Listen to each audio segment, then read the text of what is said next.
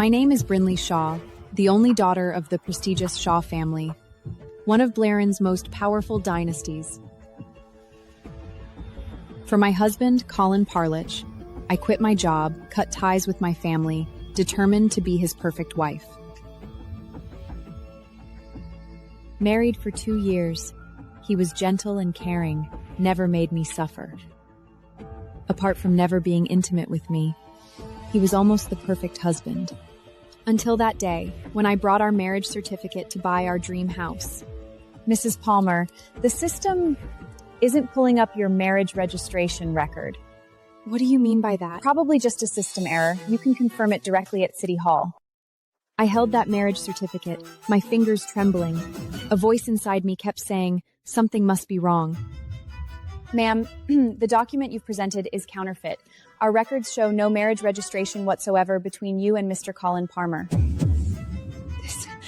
This can't be. If you believe you've been deceived, it's best to report the matter to the authorities.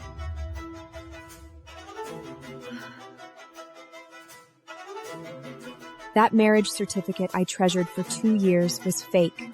The man I thought I'd spend my life with had woven an enormous lie. I couldn't accept it. I went to his office to confront him. I rounded the corner and stopped. Through a glass wall, I saw Colin passionately kissing a woman. His first love, Millie Russell. You still haven't told her, have you? About us? I'm a coward. When you left to pursue your career abroad, I was heartbroken. Then Brinley came along. She reminded me so much of you that I finally felt alive again. So you made her my substitute? Forged a marriage certificate to make her believe you were legally bound? Colin, you really are something. Yes, I'm greedy. I want your fire, and I want her gentleness. I even let myself imagine how perfect it would be if the two of you could coexist peacefully. Coexist peacefully? Colin, you really are delusional. Who wants to coexist with a substitute? But I am curious. Does she know she's just a counterfeit? She won't ever know.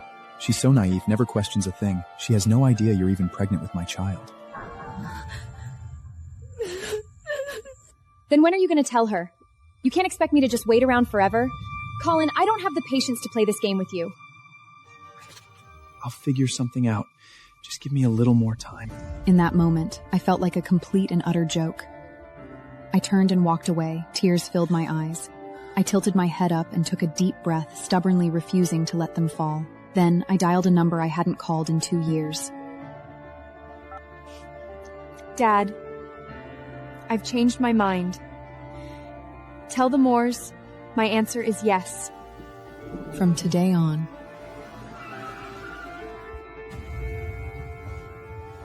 The Brinley who had humbled herself for love was dead. 3 months later, I returned to Bleon, invited to the Knight family's annual charity gala. Half of Bleon's elite had gathered there. I had intended to keep a low profile, dismissing the bodyguards the Knight family's butler, Caden, had arranged for me. But even in the simplest attire, I still drew everyone's attention. Isn't that Brinley Shaw? Oh my God, what is she doing here? I heard Colin dumped her after she cheated on him. It was a whole spectacle. How does she still have the nerve to show up?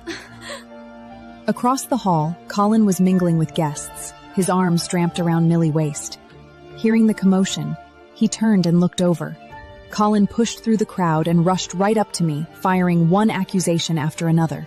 What are you doing here? And why did you disappear without a single word?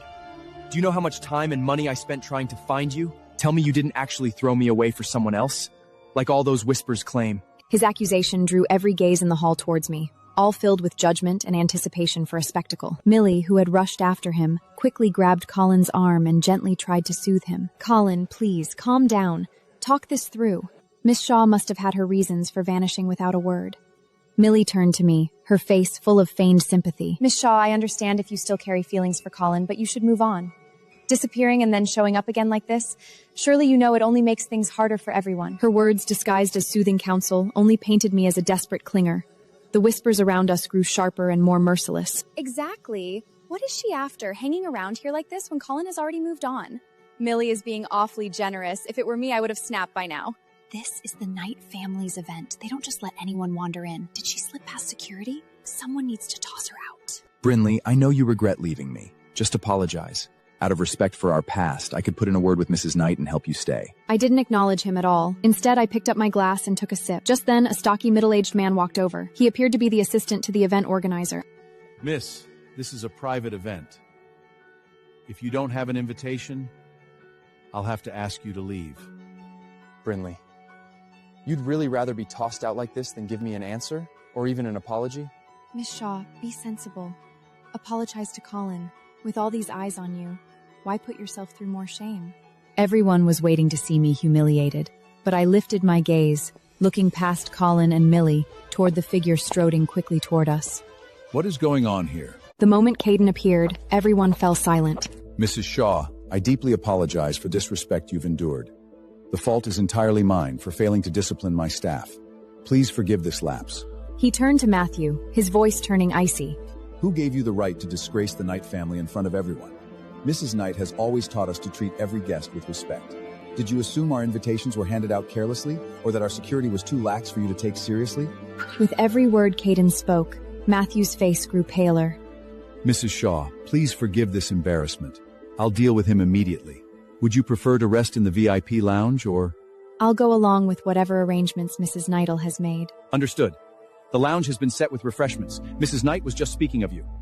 His words drew another collective gasp. No one could believe that Mrs. Knight, the undisputed queen of Bleon's real estate world, a woman even the mayor referred to, was personally hosting me, just as Caden was leading me toward the staircase. Matthew suddenly dropped to his knees. Miss Shaw, please, accept my apologies for my earlier rudeness. Please, grant me mercy just this once. You've broken the family rules. That's why you're fired. Not because of Miss Shaw. Escape him out. Notify HR. His employment is terminated and he will never be rehired.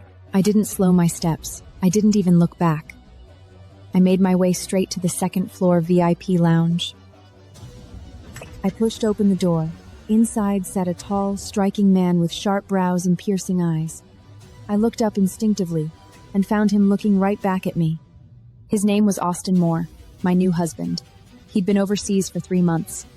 This was the first time we'd seen each other since our marriage. His appearance, his commanding aura, his physique, all of it was far superior to Colin's in every possible way. Austin and I stood there, staring at each other in silence. Before either of us could say a word, a sudden commotion came from the doorway. Several business partners rushed in, eagerly crowding around Austin to curry favor. Mr. Moore, we've been waiting anxiously for your arrival. You're always occupied with work. It's rare to catch a glimpse of you. I was immediately pushed aside. Fortunately, Mrs. Knight stepped forward just in time to smooth things over. Mr. Moore will be spending plenty of time with you today, so there's no need to hurry. Please, take a seat and have some tea first. She walked over, pulled me back from the sidelines, and introduced me to everyone. This is Ms. Brinley Shaw. She's here today to share some of her business insights with you. But the moment my name was spoken, it drew a wave of mocking laughter. Mrs. Shaw, you are indeed easy on the eyes, but your judgment, perhaps not as impressive. You cut ties with your own family for a man becoming nothing but a subject of ridicule in Blairin. If you're that desperate for a man's approval, maybe you should stick to family matters instead of meddling in business. Mr. Simpson! What surprised me was that Austin walked slowly toward me, reached out and brushed a strand of hair back behind my ear, then slipped an arm naturally around my waist. So, in your opinion, Mr. Simpson, My wife doesn't measure up to your standards? I saw Oliver's face instantly fill with unease. Mrs. Moore, my apologies. Mr. Moore, they say you have no interest in women, but clearly you have exquisite taste. You prefer the beautiful ones. Though he was offering a compliment, his eyes clearly conveyed subtle contempt. Austin didn't argue. Instead, he studied me with interest, clearly curious about how I would handle the situation. I sneered inwardly, but kept a perfectly measured smile on my face. Mr. Simpson, your words remind me of something. I once heard that some influential businessmen have a fondness for keeping several young women at once. They are really shameless. Surely you've heard such rumors too? Oliver's face went white instantly. His habit of keeping mistresses was an open secret in our circle. My remark, though vague on the surface, was a clear jab at him. But with Austin standing beside me, he dared not lash out. Instead of speculating about others, wouldn't it be wiser to tend to your own affairs? You wouldn't want your reputation to go up in flames one day. I caught a flicker of admiration in Austin's eyes. All right, everyone, let's not take it too seriously. Come, let's sit down. No need to crowd around. Oliver looked stiff and displeased, but he sat down, not daring to retort. Only then did Austin lean closer, whispering in my ear. Quite the impression you've made, my dear wife. Like what you saw? Austin only smirked, deciding not to reply. Instead, he gripped my waist even tighter. Austin was hardly ever seen at social events like this, so his appearance today drew a flood of people eager to strike up conversations. I sat quietly at his side, playing the role of the doodle ornament. I finally couldn't sit still any longer. I need to use the restroom. Don't take too long. Come back soon. I nodded and left the lounge. Just as I stepped out of the restroom, a figure reeking of alcohol staggered into my path. Brinley. Mr. Palmer, please control yourself. Brinley, I've realized how wrong I was. Give me another chance. I can't do without you. These 3 months apart, I've missed you so much I feel like I'm going mad. Enough. I don't want to hear any more of your nonsense. Colin, listen. We're done. Stay away from me, or I promise you'll regret it. But the drunken Colin suddenly lunged forward, trying to grab me, even trying to kiss me. Brinley, just give me one more chance, please. Get lost! I sidestepped his embrace and drove the heel of my shoe into his abdomen with all the force I could muster. He let out a cry of pain, bending over and clutching his stomach. But I didn't give him time to recover. My other foot followed, aimed precisely between his legs. He collapsed on the floor, curling up miserably, cold sweat soaking through his shirt. He couldn't even speak. A few guests nearby were drawn by the commotion, their eyes filled with shock. Colin, take this as your warning. If you dare try this again, you'll regret it far more than you do now. I stood up, smoothed my dress, and walked away.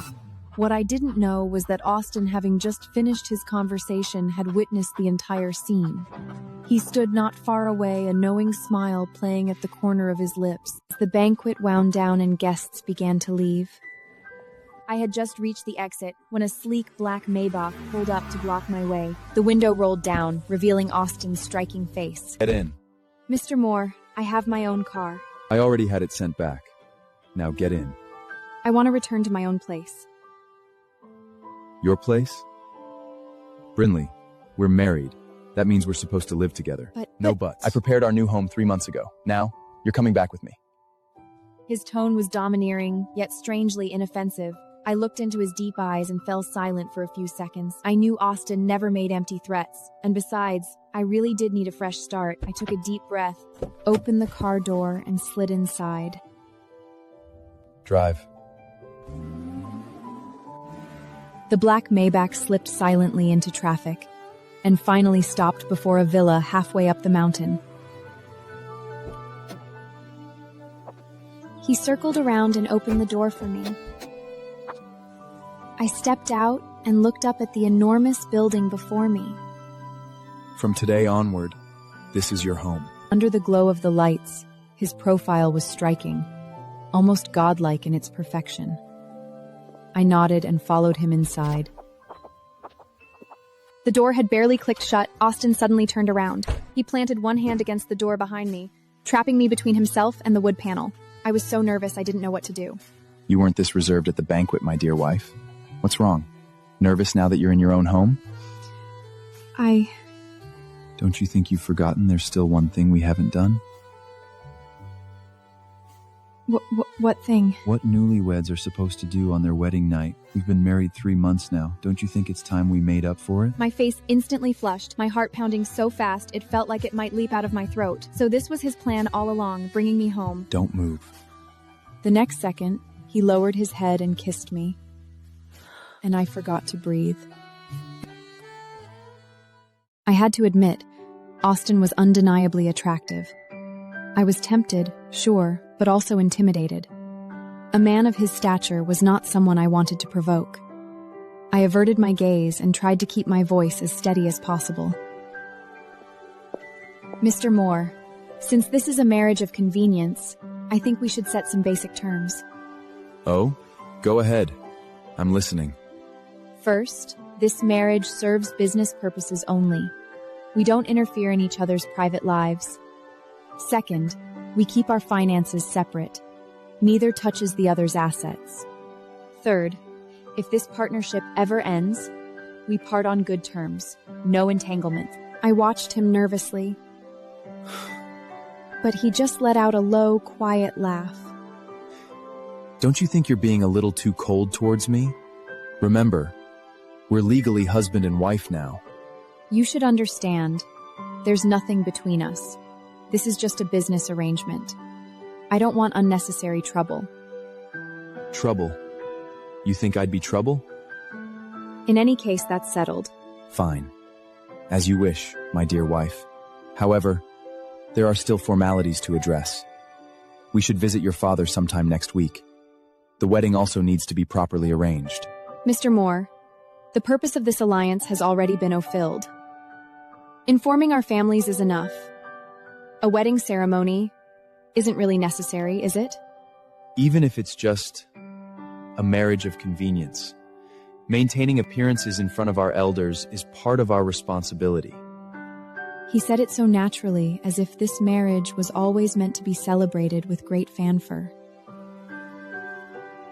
My resistance suddenly seemed like I was hiding something. I stared into his deep eyes, searching for any trace of jest or calculation. But his gaze was open and honest, even carrying a sense of earnest conviction. Watching his back as he walked up the stairs, my heart inexplicably beat faster. What exactly was Austin after, with all this attention that went far beyond a mere business arrangement? Soon it was the day to visit the Shaw mansion. Austin's car pulled up smoothly at the gate. I was about to unbuckle my seatbelt and get out, but Austin took hold of my hand. What are you doing? He laced his fingers through mine. In front of your family, we've got to look convincing. You wouldn't want your father getting the idea we can't stand each other, right? I shot him an exasperated glare, but let him hold my hand. I mean, no harm in touching a little, right? My father, Brandon Shaw, came out from the courtyard to greet us. Sweetheart, come here. Let me see if you've lost weight. Dad, I'm back. Austin stepped forward, presenting the gift box in both hands. Mr. Shaw, this is my first visit. I brought a small token. Please accept it. That's very kind of you. My daughter's got a stubborn streak. If she gives you trouble, I hope you'll let it slide. My father didn't open the gift right away. Instead, he looked Austin up and down. I knew those polite words were really a father testing his son-in-law. You're too kind. Brinley is incredibly thoughtful. I'm the lucky one to have her as my wife. I'll take good care of her, and I'll never let anyone hurt her. My father clapped Austin warmly on the shoulder and led us toward the main hall. I trailed behind, watching Austin's respectful demeanor before my father. A strange feeling stirred in my chest. This man, who could dominate boardrooms and build empires, was here showing such patience and courtesy, like any ordinary son-in-law intent on earning his father-in-law's approval. After the family dinner ended, my father walked us to the door and told Austin to take good care of me. We said goodbye to the Shaws and returned to the villa. Then, out of nowhere, Austin extended an unexpected invitation. The pool is freshly maintained. Want to give it a try? This was a marriage of convenience. I couldn't always put myself in a weak position. Refusing would only make it look like I was scared of him. I might as well strike first and show him I wasn't someone to be messed with. Fine. Minutes later, dressed in my swimsuit, I stepped out to the pool. Austin was already there. A loose white towel clung precariously at his hips. Beads of water traced the dips of his muscles. I fought to keep my composure. You've been watching me for 3 minutes straight. Have I? I rose on my toes and let my fingertips skim across his hard abdomen. With a body like this, you could easily walk a runway. though I have to say, touching it feels even better. His Adam's apple shifted with a swallow. He reached for my wrist, but I slipped away with a quick flick and turned to leave. Back in my room, I closed the door and slapped my burning cheeks. Stay alert. Colin had once been just as gentle and caring. Look how that ended. This was a marriage of convenience. I could never let myself fall. I thought the whole poolside teasing incident was behind us. I didn't expect him to find a way to get back at me. That night, I returned to the villa. The moment I opened the door, my breath caught in my throat. Austin stood in the living room, bare-chested, his muscles rippling as he moved through his weight training, sweat tracing down the ridges of his back. Suddenly, a sharp metallic clang spattered the quiet. The dumbbell slipped from his grip and crashed to the floor. Careful! My body acted on instinct, hurrying forward to steady him. But before I reached the weights, strong arms swept me close. My spine pressed against his burning chest. Sweat from his skin seeped through my thin blouse. I'm exhausted. Let's rest a little. I tried to push him away, but my palm landed right on his ABS, firm and smooth. Nah, I couldn't let him win every time. I twisted sharply, driving my knee into his side, then rolled him flat onto the yoga mat. I settled astride his waist, grabbing his arm. Mr. Moore, playing at being helpless with muscles like these? My hand slid down the length of his arm, fingertips tracing every contour until I felt his body tensely under my touch. The intensity in his stare thickened, fierce and unyielding. With a swift motion, he reversed their positions, pinning me beneath him against the mat. His arms braced on either side of my head, his face lowering until the bridge of his nose hovered a breath from mine. It's just touching enough for you. His abs pressed against my waist, the heat seeping through the fabric. Flustered and angry, I instinctively drove my knee towards his stomach. You! But he was quicker. He caught my ankle in his grip. Let go of me! Austin didn't let go. Instead, he leaned even closer. I stared at his face, inches from me, my mind going completely blank. Yet he didn't kiss me. Instead, he reached out and gently plucked a feather from my hair. There's something in your hair. Austin straightened and looked down at me.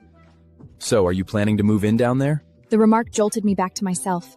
Color rushed to my cheeks, creeping hot all the way to my ears. I scrambled up, smoothing my rumpled blouse with quick, embarrassed motions, then shot him a glare. You did that on purpose! What do you mean? You're the one who couldn't stop staring at me while I worked out, and then went diving straight into my arms. I am not staring at you. I was just walking past. And why on earth are you working out in the living room instead of using the gym?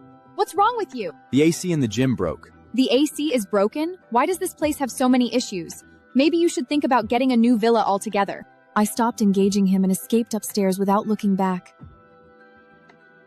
I closed the door and leaned against it, gasping for air. There was no denying it, any woman would have been shaken by that kind of lethal charm and physique. Austin knew exactly what he was doing. He reveled in watching me lose composure. My thoughts were a tangled mess. Since walking away from Colin, I had come to understand one truth. No amount of sweet affection could rival the pull of ambition. Tomorrow's business gala, I had to bring my best. The following evening, I arrived in a custom black mermaid gown, making my debut as CEO of Vantage Path Realty. Across the room, Colin arrived with Millie, his gaze locked on me the moment he entered. I paid no mind to the lingering looks. I held my champagne glass lightly and stood at the terrace's edge. Mrs. Shaw, are you all by yourself? I turned, my gaze falling on a middle-aged man with a sagging belly and an oily grin. His eyes rolled over me with a greasy boldness. Running a company of that scale must be exhausting for someone as young as you.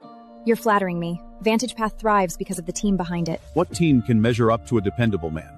If you were with me, you wouldn't have to work so hard. The hum of conversation dimmed, my expression chilled. I'm afraid you've mistaken me. A woman of my league is nowhere near within your reach. Ha!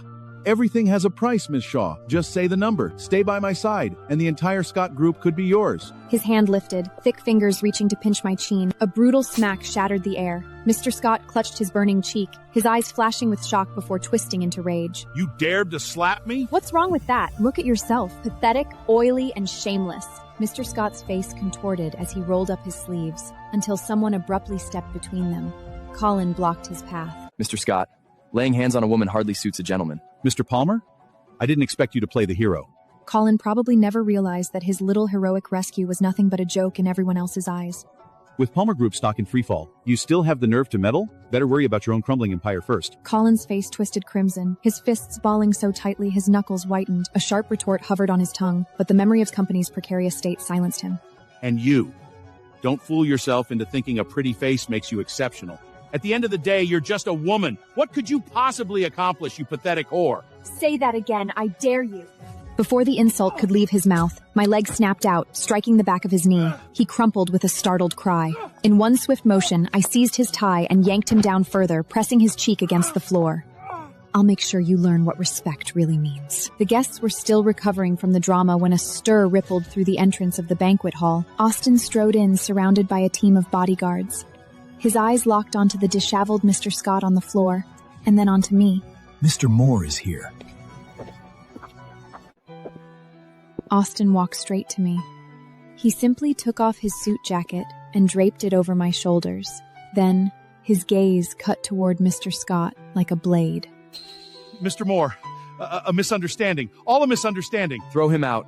Notify legal. Starting today, the Moore Group will fully attack every single project of Scott Group Real Estate. Mr. Scott turned Asian, dragged away mercilessly, his pleas fading into the distance. How did you get here? You're here? So I came. Austin swept his gaze across the entire hall. My wife, Brinley. My wife and I have a very good relationship. I advise anyone with ulterior motives to stop spreading rumors with their clumsy tactics. I came today to make sure everyone knows, anyone who dares to touch my wife is making an enemy of the Moore Group.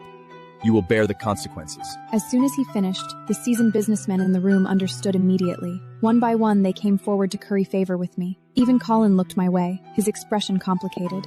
Brinley, remember how your throat used to get bad every summer? I had someone make you honey lemon tea. Would you like me to? Spare yourself the trouble, Mr. Palmer. I'll take care of my own wife. Instead, why don't you focus on your own?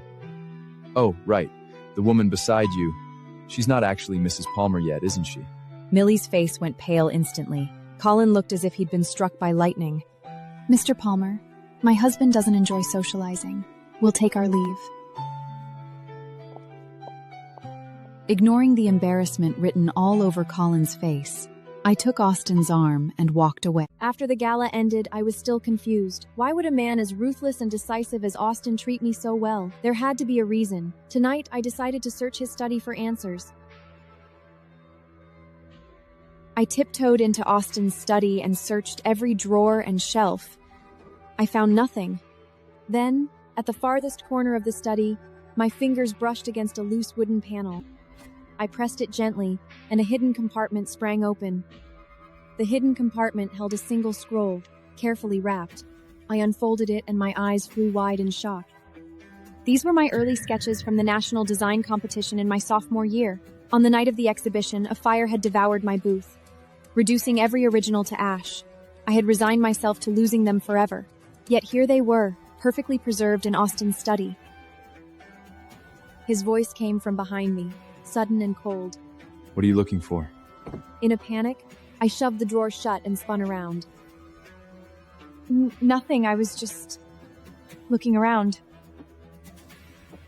Enjoying yourself in my study? Only then did I realize I was still clutching the rolled sketches. I hastily tucked them behind my back. What are you holding? I stiffened my spine and held the sketches out defiantly. Hiding my sketches? Don't you think you owe me an explanation? I found them by chance. They had a certain spark. Thought they might tie in with a project at Moore Group. Oh? Since when do you pay attention to university students' designs? Anything with potential tends to draw my attention. I rolled the sketches and pressed them firmly against his chest, lifting my chin. I just find it strange that the designs you admire happen to all belong to me. Isn't that quite a coincidence? His gaze dropped to my hand against him. His Adam jawbone bobbed. Then, without warning, he closed the distance. I stumbled back until the edge of the desk stopped my retreat. It does feel like quite the coincidence. Tell me, Brinley, are you doubting me? I was only asking. me asking? I pushed past him and practically fled the study back to my bedroom. I closed the door and pressed my back against the cool wood, my heart racing. Why had he hidden my university sketches in his secret compartment? What was he really after? Troubled and uncertain, I dialed my father's number.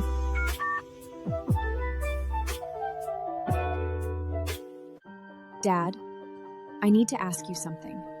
What's really behind this arranged marriage to Austin? After a moment of silence on the other end of the line, my father finally spoke slowly. That winter, Austin's mother was in a devastating car accident. Your mother risked her life in the pouring rain to save her.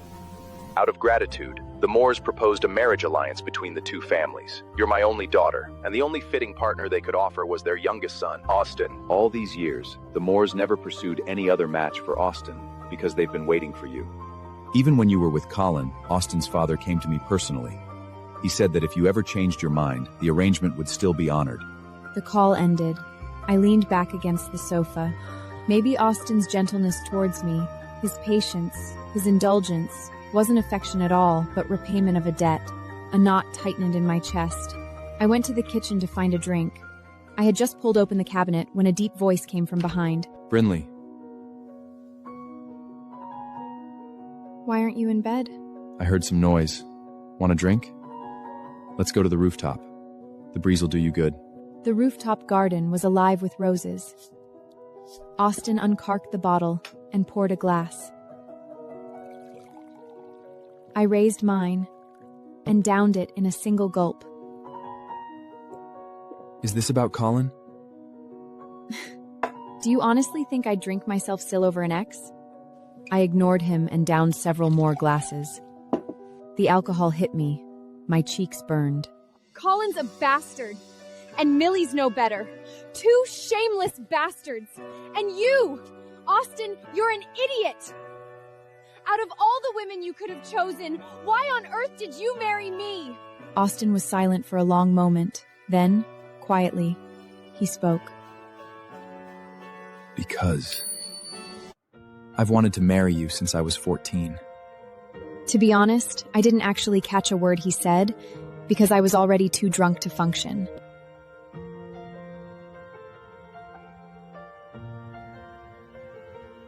I was 14, at a party at the Moore's house. It was the anniversary of my mother's death. My siblings cornered me, calling me a curse, a bringer of misfortune. There were countless faces at that banquet, but only you stood in front of me and drove my bully siblings away. From that moment, I told myself I'd wait for you to grow up. Wait until I could make you my wife. I've waited all these years, and now, you're finally mine. I tried hard to understand what he was saying, but my eyelids grew heavier and harder. In the end, I only managed a slurred, faint groan before my body gave out, collapsing helplessly into his arms. Austin caught me. He carried me back to the bedroom, lowered me gently onto the bed, and tucked the blanket around me.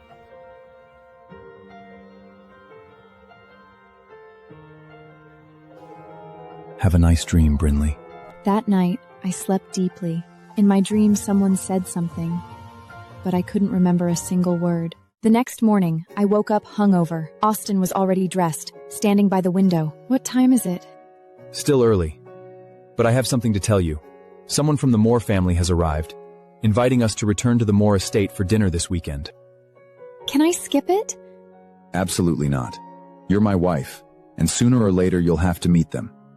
The sooner you adapt, the easier it'll be. I had no choice but to agree. Over the next few days, I threw myself into preparations. On my first day out, I headed to the luxury mall and carefully selected a limited edition handbag for Austin's sister. The following afternoon, I attended an auction and secured a notable oil painting for Austin's father. On the third day, I wandered through a tucked-away antique shop and found a weathered but impeccably preserved pocket watch for Austin's eldest brother. And so, boxes of all sizes piled up in the living room. Austin looked at the pile of gift boxes and smiled at me. You really don't need to go to so much trouble. They wouldn't mind. It's my first time visiting your family. I can't risk being impertinent. What if they think I'm not good enough for you? Austin didn't argue. He just looked at me, a soft warmth rising in his eyes. The day we left, I checked the gift list one last time. 12 gifts, worth a small fortune. I took a deep breath and got into the car headed for the Moore estate. The Moore estate lay in the eastern suburbs of Blairin, nestled halfway up a hill, surrounded by thick camphor trees. The great iron gates swung open as we arrived. Don't be afraid. I'm here. Austin took my hand and murmured. I took a deep breath and followed him into the living room. The living room was packed. At the center, seated in the main seat, was an older man with silvering hair, Wesley Moore, Austin's father. Around him stood his eldest brother, second brother, eldest sister, and other relatives. Before I could even greet anyone, Carolyn, Austin's second sister-in-law, was the first to speak up against me. Oh? So this is Austin's wife. She certainly looks young. But I heard she was married before. The room seemed to freeze instantly. Everyone's eyes fell on me. What are you trying to say, Carolyn? I only meant it out of concern. There's no need for your concern. We handle our own affairs. Austin guided me to a seat. Carolyn puffed her lips and didn't dare push further. I lifted my cup politely. I already knew this gathering would be a challenge. After only a short round of pleasantries, I signaled for the servants to bring in the gifts. Soon, over a dozen beautifully wrapped boxes were arranged neatly in the corner. Since it's my first time visiting all of you, I brought these gifts. I hope you all like them. Oh my gosh, Brinley! You are really generous! Before I could even respond, Ryder, Austin's second brother, eagerly chimed in. Since it's your first visit, it's thoughtful to prepare gifts. But these must have cost a fortune, right? Our family has always preached restraint. Your extravagance could draw unwanted criticism. Exactly, Brinley. You ought to be prudent with money. And isn't it Austin's money you're burning? A cold smile ghosted at my lips. They saw me as an easy target, someone they could lash out at to make Austin look bad. I slid a stack of printed pages from my handbag and set them on the coffee table. Ryder, Carolyn, how about you take a look at these? I chose every gift myself, and yes, they weren't cheap. But I paid for them with my own money. None of it came from Austin. Here are the itemized list, the receipts, and my bank statements. Go ahead and verify them. Corbett, the son of Austin's second sister-in-law, was the first to pick up the lift. He scanned it and drew a sharp breath. Hold on. This painting is the one from last month's auction? Yes. I'd heard Mr. Wesley's into paintings, so I made sure to bid on that one. We're talking $32 million for this painting. Carolyn refused to believe it. She snatched the list and bank statements and scanned them line by line. But what she didn't know was that I had spent a total of $48,700,000 on these gifts. No way! This was an arranged marriage. Why would you torch that much money? If you doubt me, feel free to look into it yourselves. Back then I broke with my family, but I didn't sit around doing nothing. I've built up plenty over the years, using my own savings to buy gifts for my husband's family. Tell me, what's wrong with that? Carolyn, since you feel the gifts are over the top, I'll come empty-handed next time. Carolyn's lips patted as if to fire back, but nothing came out. She had hoped to embarrass me, but instead, she ended up embarrassing herself. The quiet broke when Westland finally stepped in. That's enough, Ryder. Why are you being so harsh with Austin's wife? Careful, you might spook her.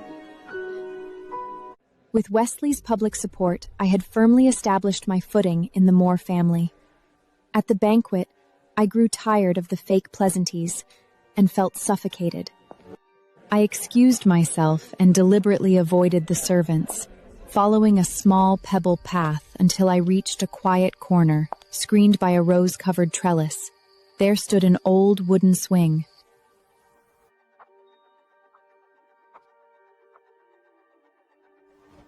I sat on the swing and let it sway, enjoying the moment of stillness.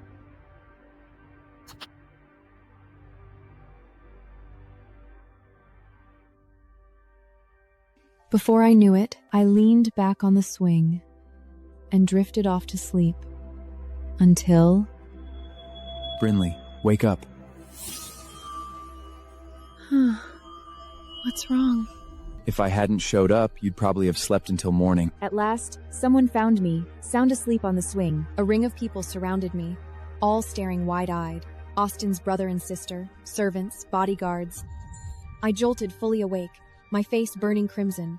On my very first visit to my husband's family, I had dozed off on the garden swing and drawn an audience. What made it worse was what Wesley said next. It's late. Stay the night and head out tomorrow.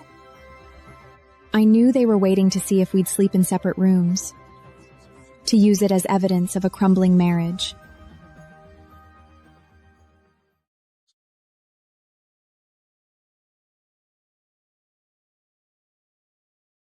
The butler, Caden, escorted us to the master bedroom on the 3rd floor.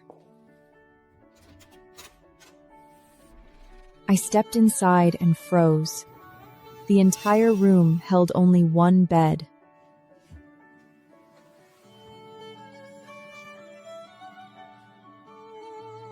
I'll sleep in the guest room instead. Why would you do that? You're my wife.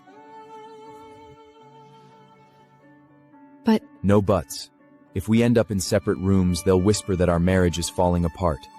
Once that rumor takes root, they'll only use it against you.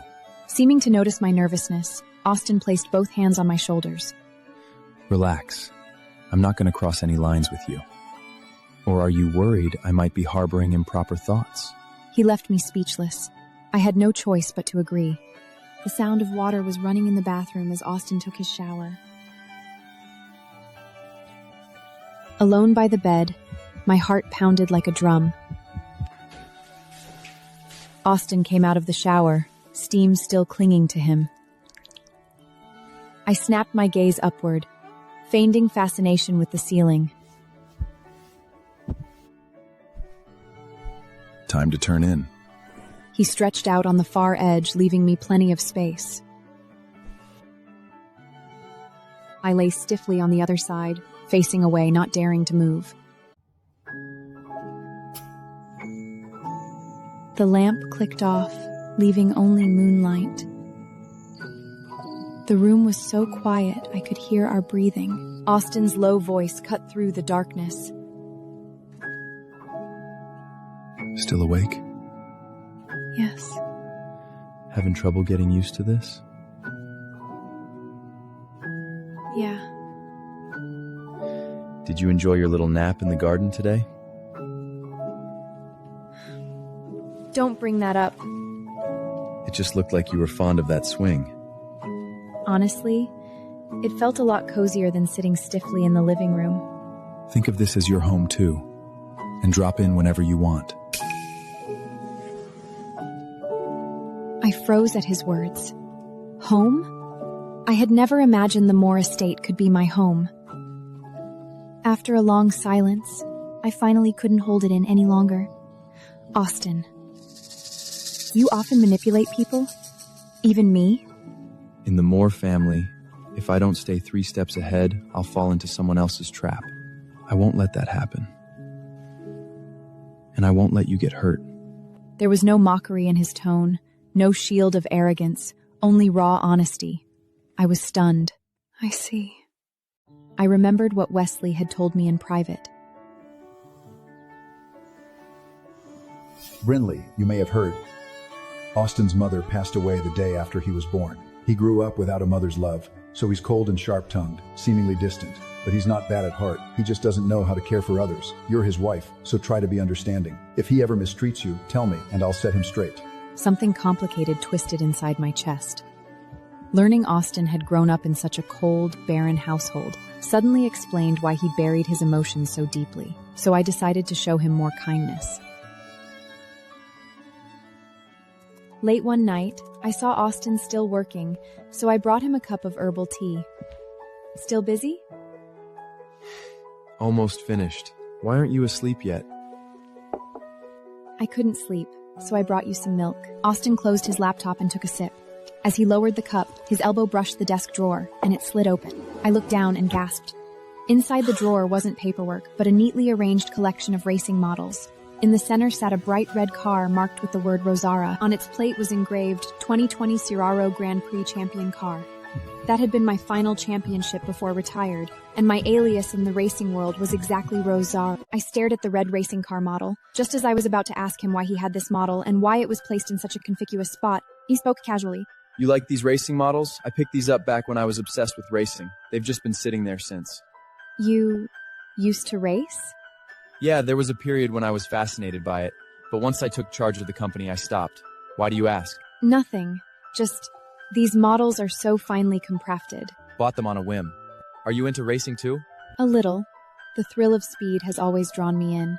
I glanced down, fearful of revealing too much. Could it be that he already knew who I really was? Was he deliberately showing me his interest in racing? The faster you go, the more dangerous it gets. Yeah. You should get some rest. Don't stay up too late. All right. I practically rushed out of the study. Back in my room, I leaned against the door, my mind replaying the sight of that red racing car. That red race car was the very one I had driven to victory, a championship model produced D in fewer than 50 units worldwide. How did Austin come to own one? In the days that followed, I found myself watching Austin. At dinner, whenever racing was mentioned on the sports news, he had sharp insights. He could break down a racer's split-second mistake, identify an engine failure, or point out technical details that even engineers might overlook. That Friday night, a replay of a classic race came on. It was my final race before retirement.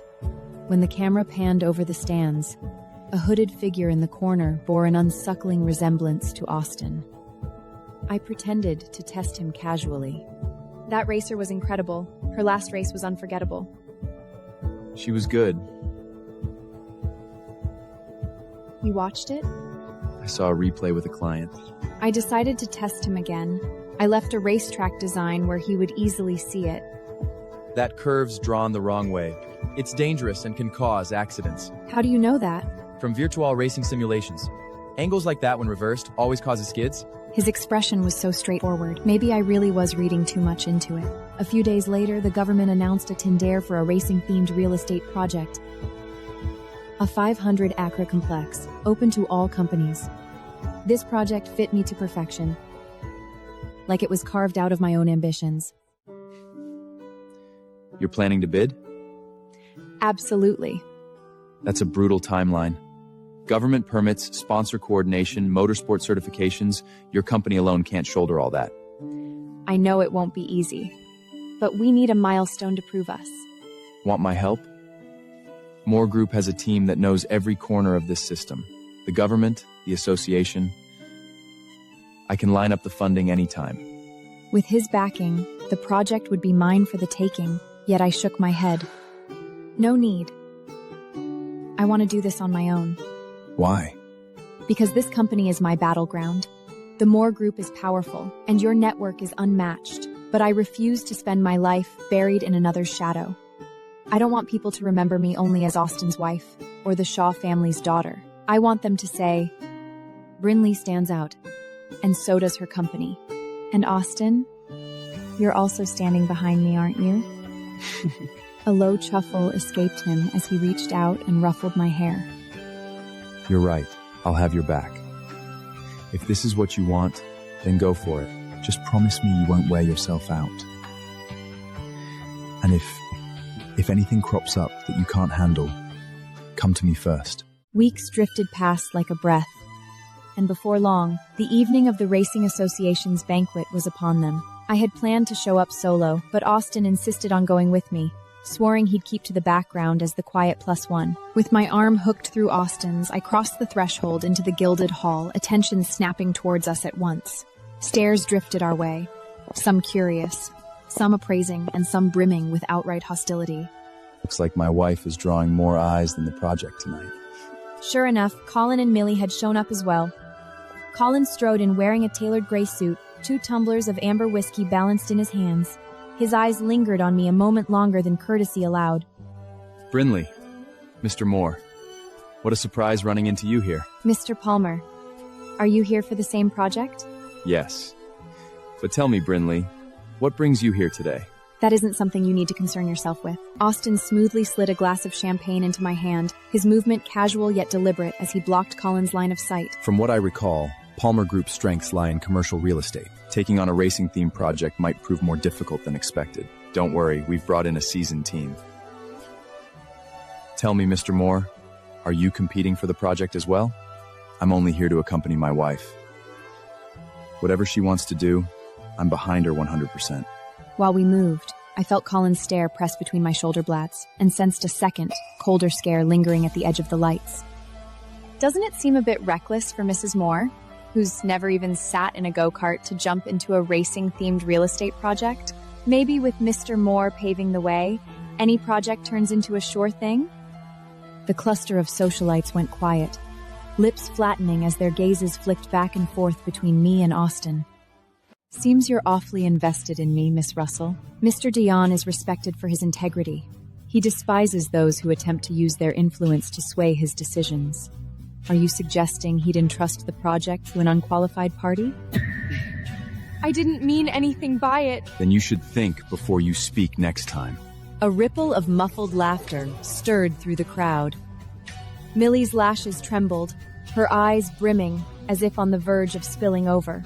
She's sending Colin a helpless, wounded look, but to her surprise, Colin didn't even glance at her. Mr. Moore, Millie crossed the line. I owe you an apology on her behalf. You should keep your wife in line. It would reflect poorly on you if she continues to embarrass herself. Austin tightened his hold on me and steered me away without a backward glance. Once we reached a quiet terrace, I released a sharp little huff of annoyance. Austin slipped off his suit jacket and settled it over my shoulders, the fabric carrying his warmth and chasing off the chill in the night air. Does that count as revenge well served? People like Millie deserve to be put in their place. I asked you to stay put, but you insisted on coming anyway. All right, blame me.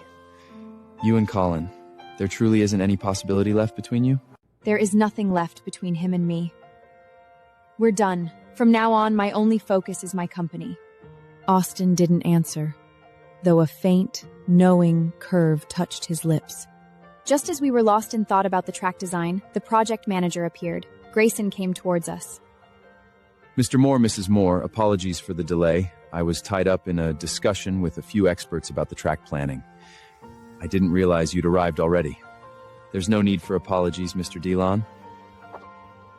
My wife has a keen interest in this project, so I thought it best to bring her here.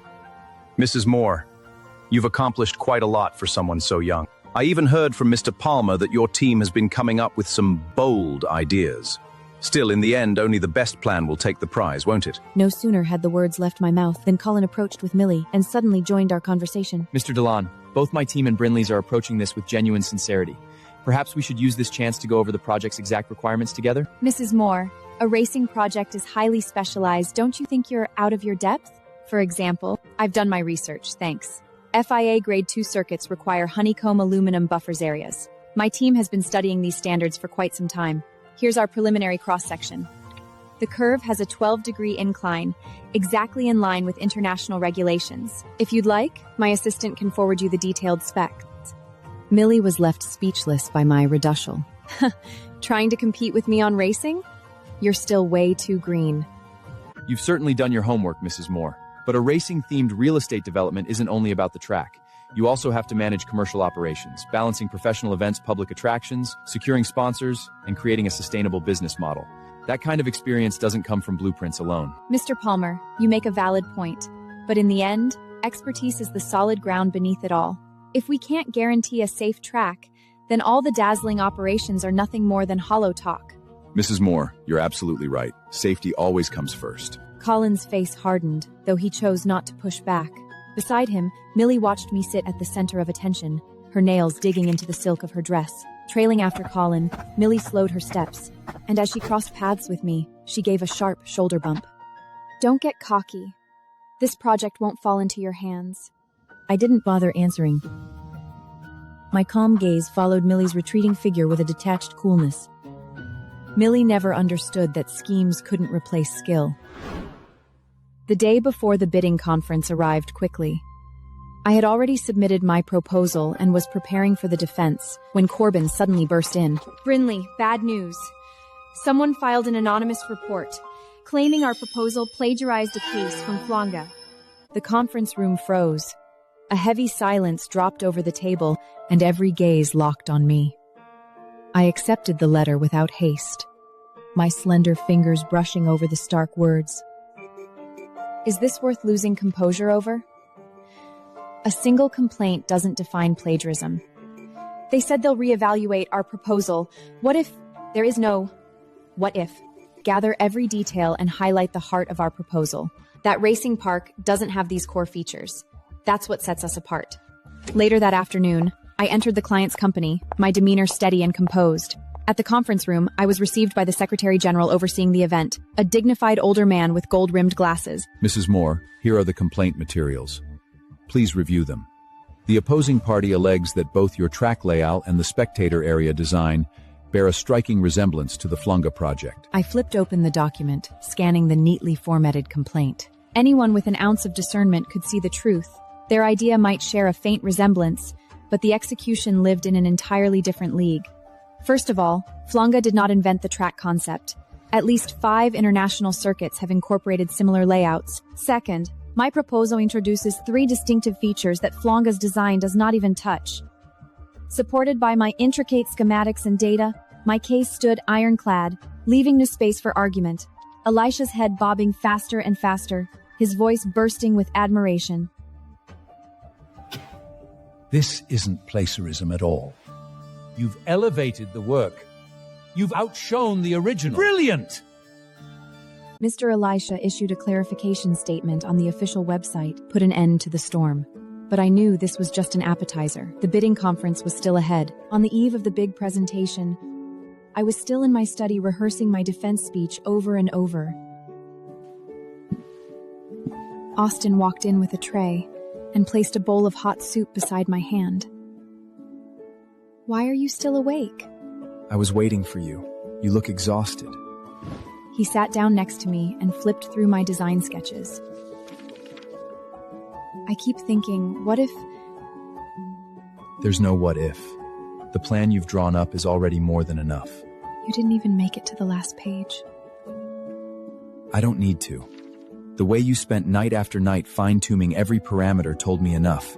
You were destined to win. His words warmed my heart.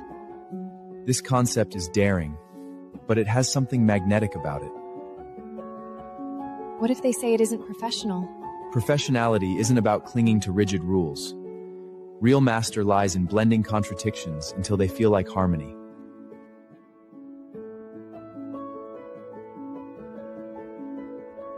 I dropped my gaze to my lap. The tight knot in my chest finally loosened.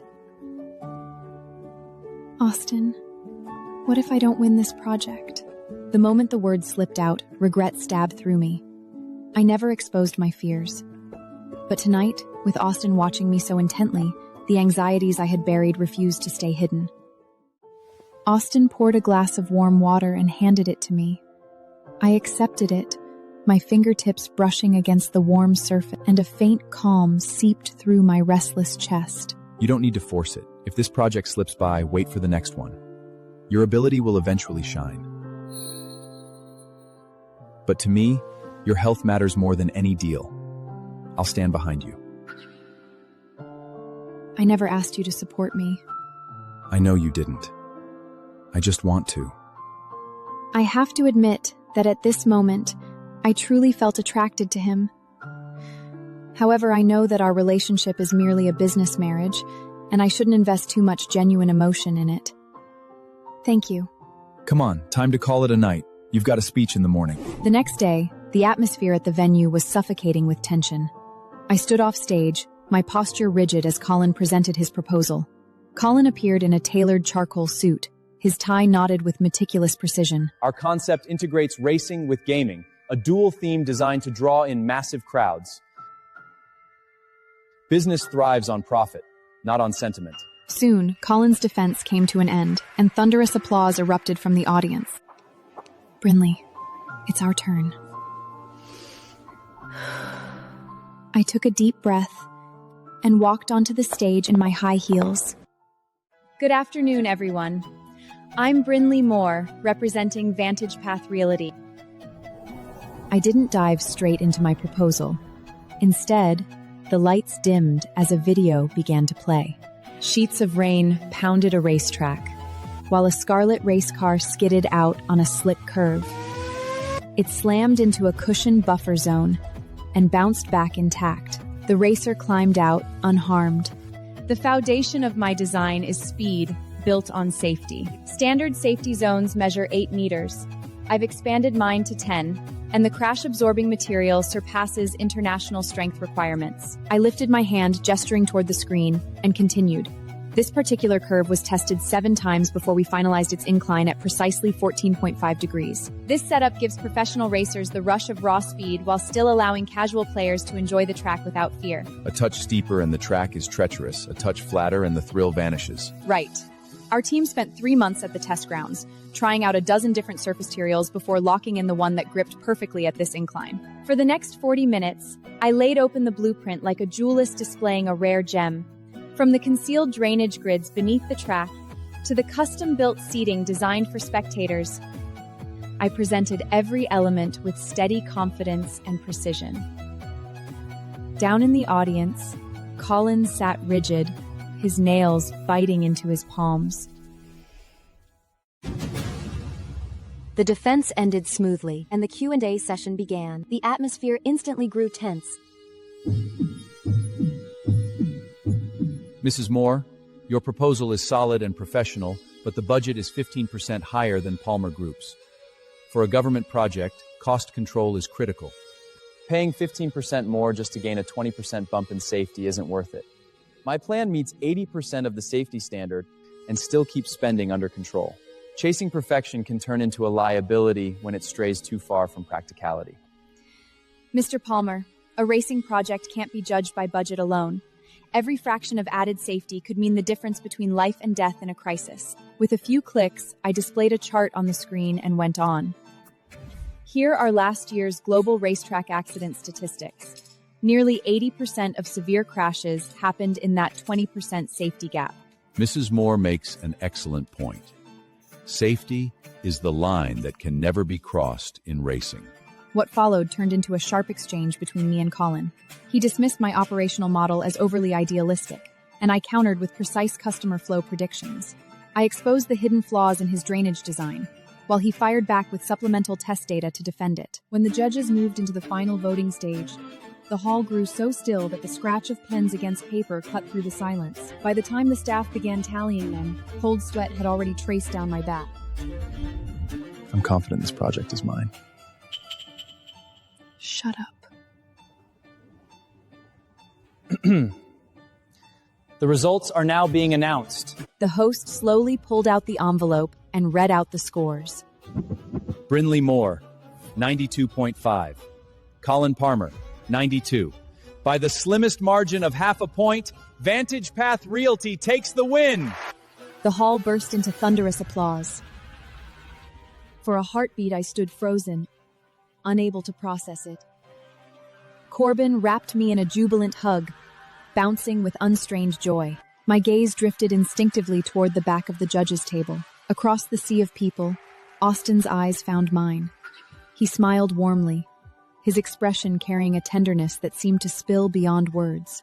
When I stepped down from the stage, Colin waited at the bottom of the stairs. His suit was creased, his tie astray, a thin, bitter smile on his face. Half a point. Mr. Palmer, your proposal was indeed meticulous. Unfortunately, I don't really understand racing. I thought commercial benefits were what mattered, but I forgot the heart of this project is the track itself. Now I understand why we broke up. From the very start, love only survives on sincerity and honesty. Brinley, Enough. Colin parted his lips, but his gaze flicked past my shoulder. Seeing the Austin behind me, he forced a bitter smile instead. He turned and walked toward the exit, his back bent. Austin handed me a large bouquet of sunflowers. What's got you so lost in thought? It's nothing, thank you. What exactly are you thanking me for? For the flowers. That's all I get? Just words? As thanks, I'll buy you dinner tomorrow. Do you have time? Of course, I'll make time for you. I avoided Austin's burning gaze and turned to leave. The bouquet remained clutched tightly against my chest, but my mind was already circling back to the dinner invitation for tomorrow. With the project coming to an end, it was time for me to have a clear conversation with Austin, because Austin had been going out of his way for me lately, and his constant kindness left me more unsettled than grateful. In the private room of the restaurant, Austin had already ordered ahead all my favorite dishes. Austin, I need to thank you for your support in the project. You are my wife. Whatever concerns you naturally concerns me. That's not what I mean. We both know this is an arranged marriage, so you don't need to be so kind to me. Still, you look after my daily life and offer help whenever I'm in trouble. Why are you treating me this well? So, in your eyes, all this kindness must come with strings attached? Of course. In our world, favors don't come free. We began with a deal, not romance. If there's a reason behind what you're doing, just lay it out. After everything you've done for me, I'm willing to grant your wish if I can. My words cut short when his fingertip flicked gently against my forehead.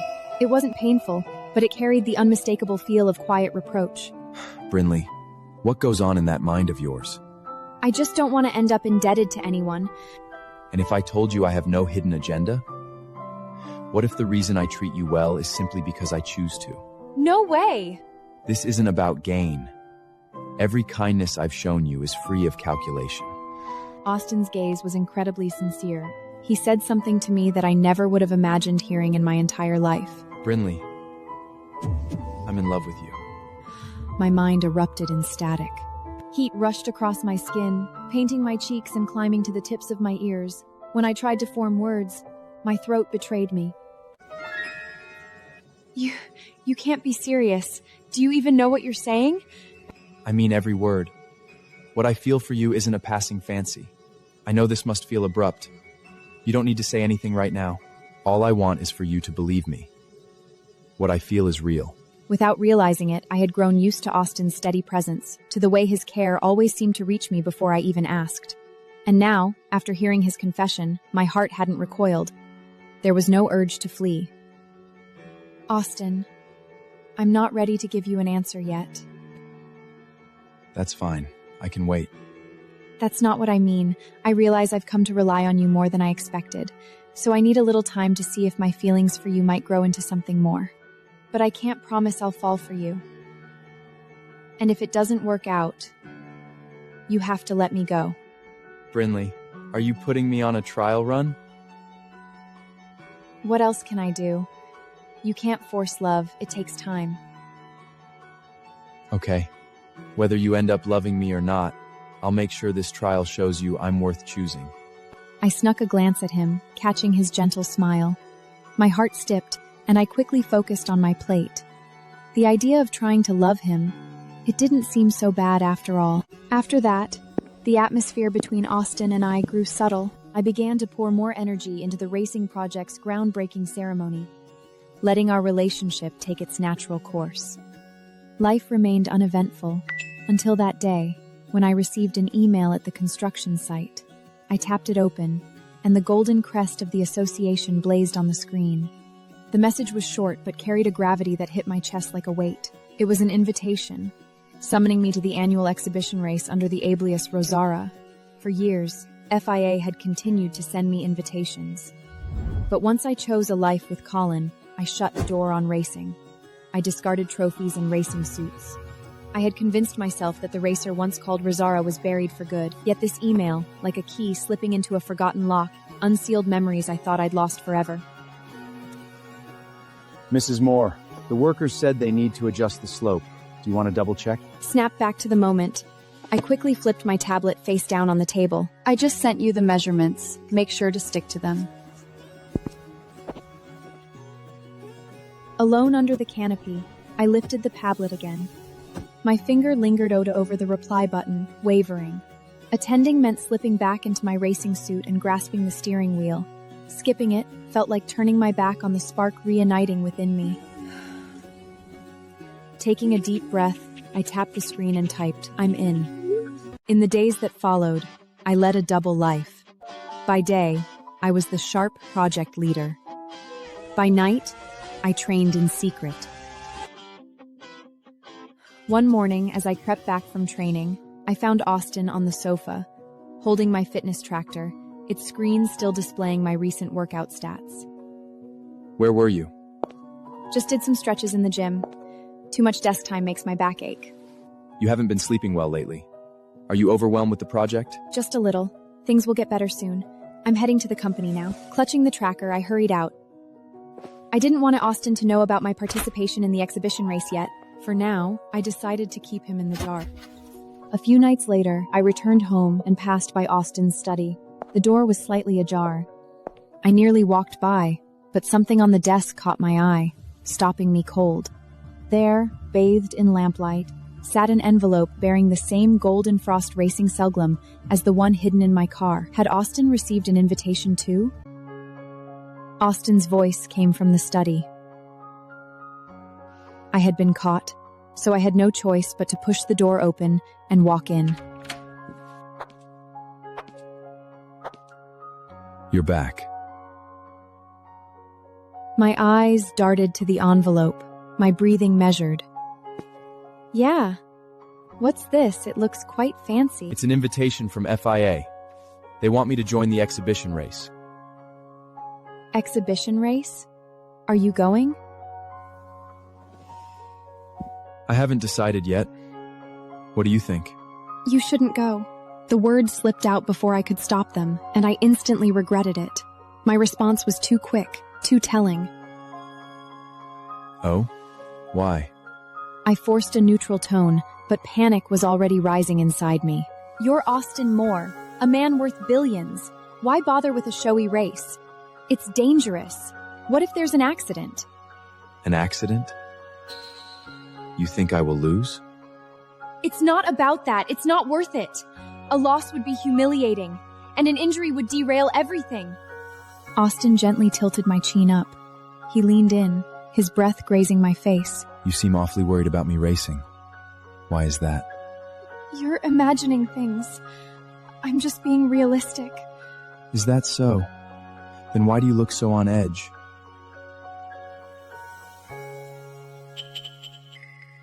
Are you hiding something from me? His eyes, deep and searching, seemed to pierce through my defenses. For a moment, I nearly blurted out the truth, but I clamped down on the words. Stop being silly. What would I even be keeping from you? He didn't probe further, but from then on, he would appear without warning, always armed with a probing question. And what unnerved me most was that he had started watching replays of actual races. This driver's angle is risky. What do you think? Looks impressive. I think he could improve his throttle control. He's not managing the power delivery smoothly through the corners. He was right. That was the biggest weakness of that racer, and that had been my exact thought when I watched the race back then. How did Austin catch it so quickly? You really know a lot about racing. Just a little?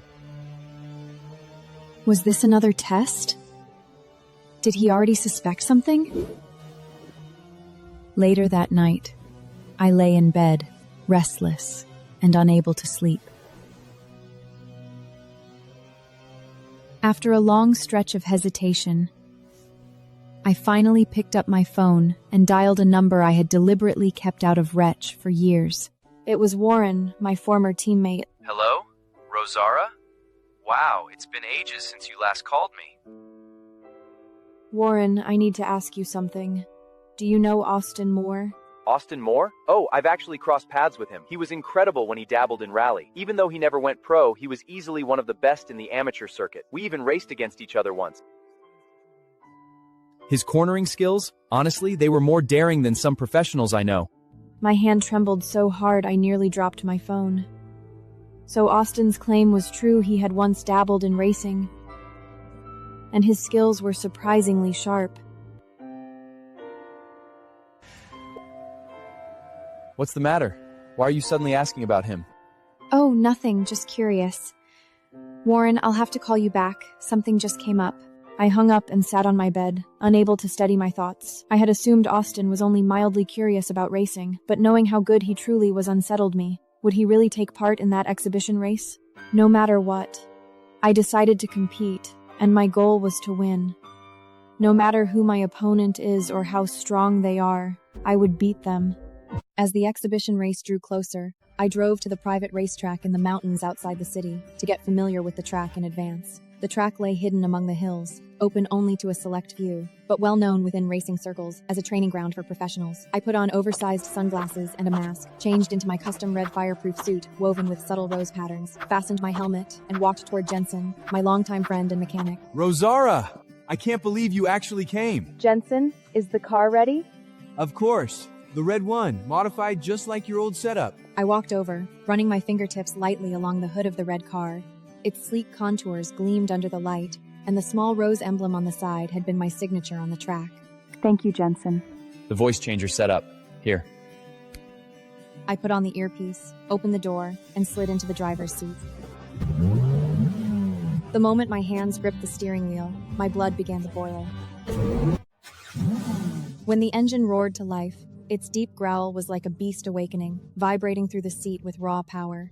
Rosara, do you want a warm-up lap? No need. I snapped my seatbelt into place. The red race car launched from the pit like a shot, slicing through the air. At the first turn, I cranked the wheel, the car drifting through the corner at its limit, tires screaming. After 2 laps, my old rhythm clicked back into place. On the final corner, I held off braking for an extra knoll, select 3 decided seconds, letting the car dive into the turn with reckless flair, its tail brushing dangerously close to the barrier. It was my signature move from years ago. Jensen's voice crackling through the earpiece, brimming with excitement. Perfect. I had just begun to relax when a new roar erupted from the track's entrance. In the rearview mirror, a black race car streaked in like a bolt of lightning, carving through corners with surgical precision. I froze, my eyes locked on the car. Its cornering angles and throttle control were hauntingly familiar, echoing my old rival, Nightblade. The black car closed in fast, pulling alongside me in the straight. Both cars rolled to a stop at the pit entrance. The black car's door swung open, and a man in a sleek black racing suit stepped out. As he removed his helmet, sharp features emerged. My breath caught. Austin? How could he be here? Austin was startled by my appearance. But since my retirement, the rose emblem had become a lucky charm for some, so he probably couldn't confirm my identity. First time here? I deepened my voice, letting the voice changer blunt my tone. Heard this track was open for practice, so I thought I'd have some fun. Interesting mods. Who built this for you? A friend's gift. I don't understand modifications. As long as it drives, it's fine. Austin stepped closer, stopping by my driver's side. Is that so? That late braking on the last corner was bold. Skill or dumb luck? Just messing around. Since there's nothing else to do, I'll continue practicing driving. A chill ran down my spine. I didn't answer, slamming the accelerator. The red car surged out of the pit. From the rearview mirror, I caught Austin standing with his hands in his pockets, staring firmly at me. His deep knowledge of racing, a flicker of suspicion, began to glow within me. In my mind, Austin's image blurred and overlapped with my memory of Nightblade. Nightblade had been just as mysterious as I was. Could it be? The exhibition race hadn't even begun, yet everything had already become so complicated. During dinner, Austin suddenly brought up what happened that afternoon. I stopped by a private racetrack this afternoon. Met a racer worth noticing. I froze for an instant, masking my surprise with feigned interest. Oh? What kind of racer? Wore a rose-patterned helmet. Drove a red car. The modifications were clever. I tried hard to keep my expression neutral. A rose-patterned helmet? That's unusual. Were they better than you? Hard to judge. Straight line speed was average, but the cornering was bold, almost reckless. Sounds professional enough, but I don't know much about racing. Is that so? Austin was like a hunter. He had his prey in sight, but instead of striking, he circled patiently. The subtle pressure of his probing was far more unnerving than an open confrontation. You seem to remember that racer's car awfully well. Tell me, Austin, are you interested in the one wearing the rose-patterned helmet? I'm more invested in the woman sitting here with me than in any racer hidden behind a helmet. You really are a shameless sweet tinker. The dinner carried a quiet undercurrent. A strange feeling stirred in my chest. Logic told me to be wary, yet somehow a quiet spark of anticipation was building inside me. I had planned to compete in the exhibition race directly as Rosera, but somehow the news leaked that I, Brinley Shaw Moore myself, would be entering the race. The news spread quickly online, and a flood of criticism came my way. Some said I was hyping the project, others accused me of being unprofessional. Just as I was worrying about it, I received a call from Austin. Where are you? I just left the office. Did you see those rumors floating around online? Yeah. Do you want me to handle it? I knew Austin could squash the gossip effortlessly, but that wasn't my style. No, I've got this. I signed up for the exhibition race, so this mess is on me to clean up. The way to clean up this mess was simple. Get on the track and shut everyone up with my performance. And this was actually a blessing in disguise. I could now train openly in front of Austin, letting him believe I was just a rookie cramming at the last minute, never connecting me to Rosara. The day before the International Racing Exhibition, Austin came to find me, his expression serious. Tomorrow, a few retired champions will be on the track. And don't underestimate the younger racers. Some of them are really impressive. Don't push yourself too hard. Just keep it safe. Even if you don't place, no one will blame you. Relax, I know my limits. I'm treating it as a bit of fun. As long as I finish, I'll be satisfied. If I manage not to come in last, that's already a win. Austin just gave a soft laugh and didn't say anything more. By the way, I heard Nightblade's showing up for the exhibition race? Austin's grip on the wheel faltered just slightly. That's what people are saying. Wow, this is huge! In his prime, he was a force to reckon with. Too bad he vanished without warning. What do you think brings him back this point? You sound a little too intrigued. Well, he is a legend after all. And honestly, your knowledge of racing has always felt more than casual. Do you actually know him? Why don't you take a guess? The sudden shift hit me like a jolt. Tell me this. What do you know about Rosera? Just heard about her. Rosera used to be one of the big names. She even went up against Nightblade. It's a shame she slipped away just as suddenly as he did. Doesn't it strike you as odd? They both retired around the same time, and now they're both stepping back into the spotlight together. Do you think maybe they've had some kind of connection? Possibly.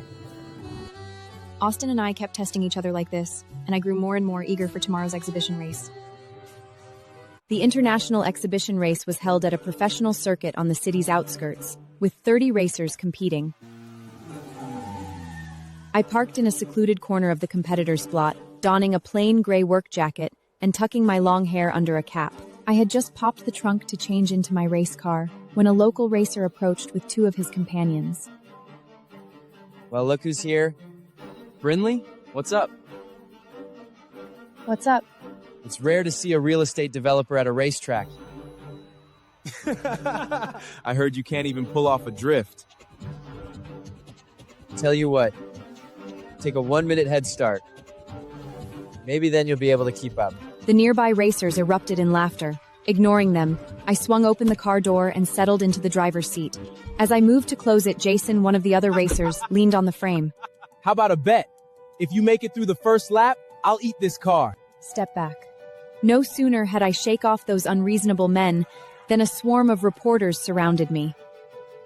Mrs. Moore, are you just entering this race to promote your real estate project? Some professional drivers claim you don't even understand the track rules. What's your response to that? It's rumored that you stole a spot that should go to real racers. Care to comment? Go home and enjoy your life of luxury. Does Mr. Moore know you're out here embarrassing yourself? I gripped the steering wheel tighter, a cold sneer curling in my heart. The broadcast cut in sharply. The first round was about to begin. I pressed down on the accelerator and eased into the starting line. At the trackside betting screen, my odds was 1 in 100. Almost everyone had bet I would be knocked out in the first round. Miss Russell put money down that she'd crash out in the first round. I bet she won't even survive the first curve. A rich lady like her can't handle this kind of heat. I pulled down my helmet visor, shutting the world out. Inside, there was only my breathing and the low rum of the engine. The light vanished, and the moment I let go of the clutch, Balin and Jackson closed in like sliding walls, forcing me towards the middle. Gravel sprayed up by their tires, rattled sharply against my car, but in that moment of chaos, I found my opening. I slammed the brakes, the car jolting downward, then floored the accelerator in the same breath. The engine roared like a wild beast, and the white car shot forward at a ground-hugging angle, sliding between them in a daring move, smoke curling from my tires. She's insane! Before the spectators' gasps even faded, I was already surging ahead, catching the moment when the lead car slowed for the curve, and in one breathtaking maneuver, I overtook 2 cars in quick succession. Up ahead, the first series of S-curves loomed. I showed no hesitation, not even thinking about slowing down. The white car disappeared into the shadows of the bend, then tore through at an angle that seemed to defy physics, slipping through the inside lane to overtake. Unbelievable! She's just pulled off an insane dive bomb! That's a maneuver so dangerous even seasoned pros rarely dare to use it! The jeers around the track fell silent all at once. The bettors who had been loudly laughing moments earlier now gaped at the streak of white, cutting past car after car. By halfway through the second lap, I had clawed my way up to third place. Jason rammed into the back of my car on the straight, trying to throw me off balance, but I didn't falter. Instead, I used the jolt to my advantage, hit the accelerator again, and forced my way past him on the right. She's insane! Completely insane! At the last bend, the lead racer had just started into the curve when a flash of white filled his mirror. My car skimmed so close to the guardrail that sparks flew from the tires. As soon as I crossed the finish line, the timer stopped at 1 minute and 47 seconds. I had beaten the track record by a full 2 seconds. I pulled off my helmet, shaking my damp hair free, and cast a calm glance at the speechless grandstand. Those who had mocked me could only gaze in disbelief. At the betting booths, chaos reigned. Lines snooped out the door, 10 times thicker than before. The ones who had mocked me earlier were now frantically shoving money forward. I'm switching my bet! Brinley's making top 3 for sure! Put me down for 5,000! She can go head-to-head with Nightdow! The final began. A dozen cars exploded off the line like arrows. At the very first corner, 2 cars collided. I jerked the wheel sharply, slipping past the wreck with inches to spare. Ballard seized chaos, swerving aggressively into my path. My car lurched violently, swaying so close to the safety wall it nearly clipped it. On the track, Jackson intentionally blocked my inside line on a slow corner. I downshifted hard, the car skidding at a razor-sharp angle before hugging the inside lane and shooting past him. Cleanly. I knew that the skills I had just showed had completely revealed my identity as Rosara, so I went all out and floored the accelerator.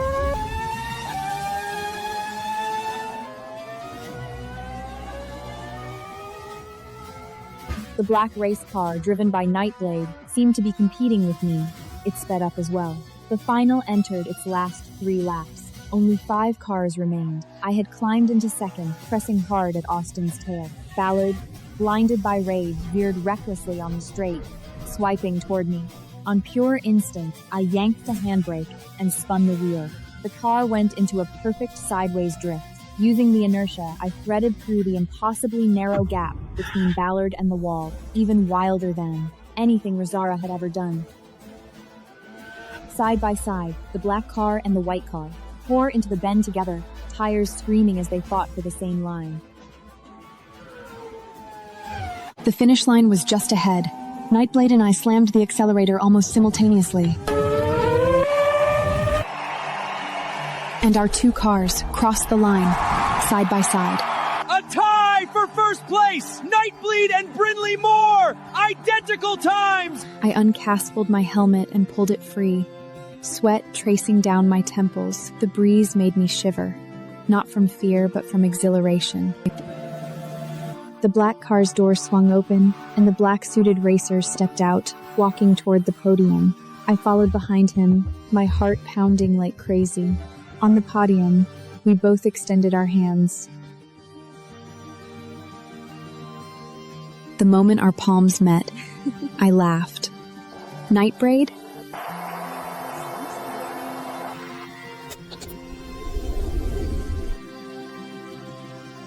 Looks like we've each been keeping secrets. Behind the podium, Valand and Jackson stood cloaked in shadow, their faces stiff with frustration. A sea of reporters surged closer. What do you have to say about Brinley's run? Not long ago, you claimed she couldn't even drift. She just got lucky. Was it luck that let her break through every block you threw at her? Was it luck that put her neck and neck with Nightblade?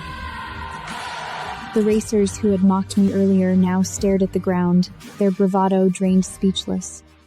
Up in the VIP seats, Millie stared at her phone, her face ghostly pale. The smear campaign she'd orchestrated lay exposed.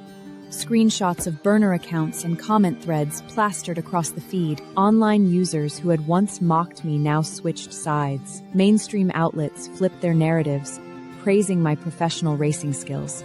Colin stood at the edge of the stage, unable to tear his gaze away. Under the spotlight, Nightblade and I lifted the gleaming trophy together, my smile stripped of its usual restraint, shining with unshakable confidence. In that instant, he understood the woman he'd lost was never a substitute.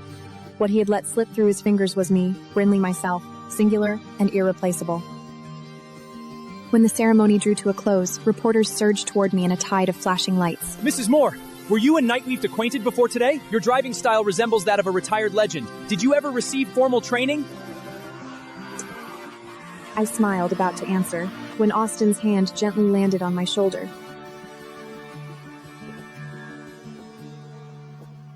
Because she is Rosara. The room erupted in shock. I didn't deny it. I just turned my head and met his eyes. And Nightblade, are you done hiding too? I never wanted to hide from you. When did you two find out each other's identities?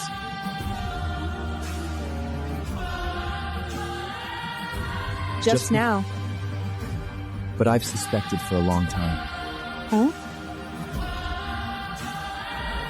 The world has only one driver with that cornering style.